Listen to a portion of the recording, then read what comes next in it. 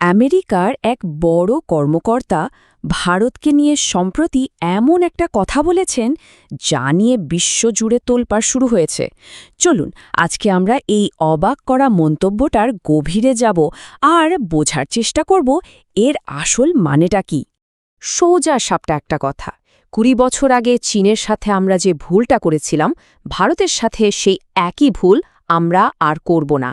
ব্যাস, এই একটা বাক্যই কিন্তু আমেরিকার গ্লোবাল স্ট্র্যাটেজিতে যে একটা বড়সড় বদল আসছে সেটার পরিষ্কার ইঙ্গিত দিয়ে দেয়।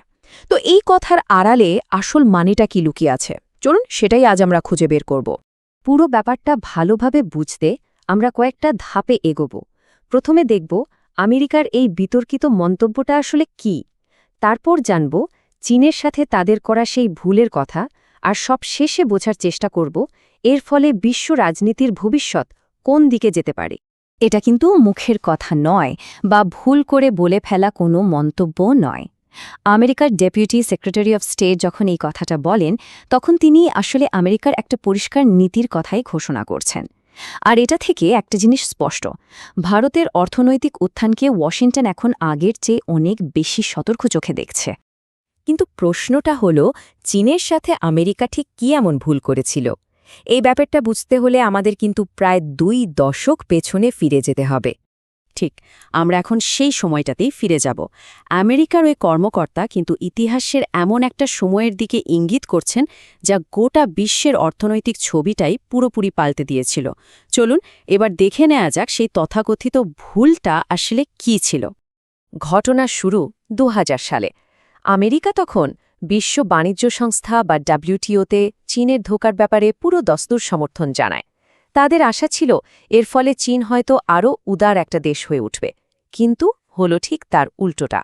আমেরিকা নিজের অজান্তেই, নিজের হাতেই এমন এক অর্থনৈতিক শক্তিকে তৈরি করে ফেলল যে কিনা আজ তাদেরকেই চ্যালেঞ্জ ছুঁড়ে দিচ্ছে। এই যে গ্রাফটা আমরা দেখতে পাচ্ছি, এখানে একটা জিনিস খুব পরিষ্কার। নমিনাল জিডিপির দিক থেকে আমেরিকা আর চীনের তুলনায় ভারত কিন্তু এখনও বেশ কিছুটা পেছনে। তাহলে প্রশ্ন আসতেই পারে, আমেরিকাকে এখনই কেন এত ভাবতে হচ্ছে?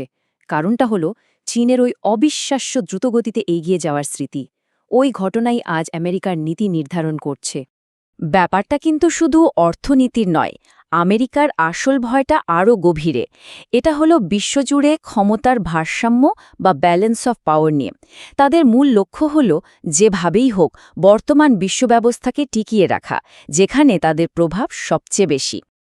আসলে ভয়টা হলো G2 থেকে G3 ওয়ার্ল্ড হয়ে যাওয়ার। G2 মানে হলো এমন একটা পৃথিবী যেখানে মূল শক্তিধর দেশ দুটো, আমেরিকা আর চীন।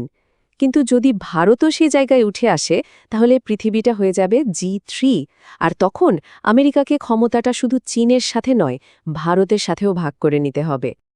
একেবারে সহজ করে বললে, আমেরিকা চায় না যে বিশ্বে তৃতীয় কোনো সুপার পাওয়ার উঠে আসুক। তাদের লক্ষ্য একটাই, নিজেদের ১ নম্বর জায়গাটা ধরে রাখা আর অন্য কোনো দেশের উত্থানকে শুরুতেই আটকে দেওয়া। এখানেই একটা খুব গুরুত্বপূর্ণ প্রশ্ন চলে আসে। ভারতের অর্থনীতি তো চীনের তুলনায় এখনও অনেকটাই ছোট। তাহলে আমেরিকা এখন থেকেই ভারতকে নিয়ে এত চিন্তিত কেন? এর কারণ হল আমেরিকা ভারতের মধ্যে এমন কিছু বিশেষত্ব দেখতে পাচ্ছে যা তাদের ভাবাচ্ছে।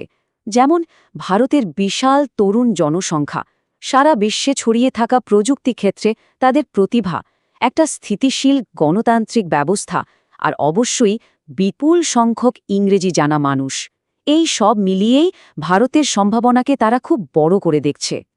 এই তুলনাটা দেখলে ব্যাপারটা আরও পরিষ্কার হবে।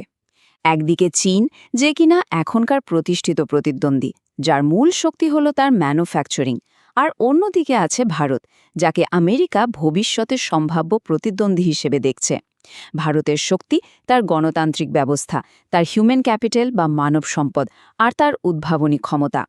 আমেরিকা মনে করছে এই ভিত্তিটা হয়তো চীনের থেকেও বেশি টেকসই। এতটা খোলাখুলি একটা মন্তব্যের পর প্রতিক্রিয়া তো আসবেই, তাই না? আর এক্ষেত্রে চীনের প্রতিক্রিয়াটা ছিল দেখার মতো, খুব তীক্ষ্ণ আর বুদ্ধিদীপ্ত। চীন কিন্তু সরাসরি কোনো উত্তর দেয়নি, তারা একটা দারুণ কূটনীতিক চাল চেলেছে। তারা আমেরিকার একজন বিখ্যাত কূটনীতিকের একটা পুরনো উক্তিকে হাতিয়ার করে ভারতকে একটা বার্তা দেওয়ার চেষ্টা করেছে। আর সেই বিখ্যাত উক্তিটা হল হেনরি কিসিঞ্জারের বলা, আমেরিকার শত্রু হওয়াটা বিপজ্জনক হতে পারে, কিন্তু আমেরিকার বন্ধু হওয়াটা মারাত্মক।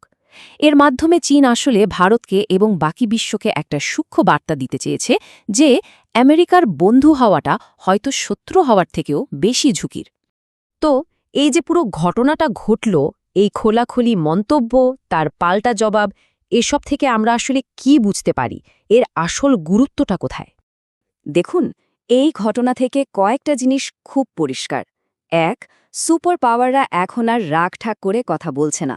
তাদের আসল পরিকল্পনাটা কি তা তারা খোলাখুলেই বলে দিচ্ছে।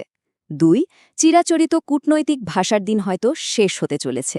আর ৩, আমেরিকা যে ভবিষ্যতের সম্ভাব্য শক্তিদের উত্থানকে আটকাতে এখন থেকেই ছক কষছে, সেটাও স্পষ্ট। সবশেষে এই ঘটনাটা আমাদের একটা বড় প্রশ্নের সামনে দাঁড় করিয়ে দেয়।